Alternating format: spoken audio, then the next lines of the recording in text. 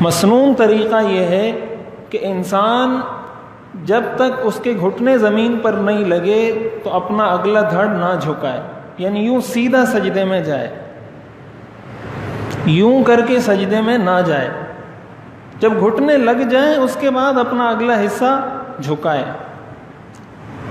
تو جو حصہ حدیث شریف کے اندر آتا ہے امرت ان اسجد علی سبعۃ اعظم،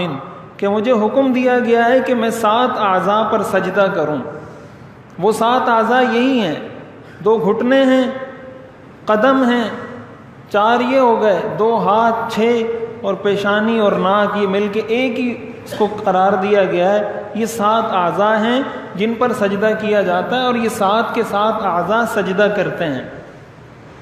اور یہی وہ مقامات سجود کہلاتے ہیں۔ تو جب انسان سجدے میں جائے تو پہلے ظاہر ہے وہ گھٹنے رکھے گا، جو مسنون طریقہ ہے۔ اس میں مسنون طریقے کے اندر اصول یہ ہے کہ جسم کا جو حصہ زمین کے قریب ہے اس کو پہلے رکھا جائے، اس کے بعد جو قریب ہے اس کو رکھا جائے، اس کے بعد جو قریب ہے اس کو رکھا جائے۔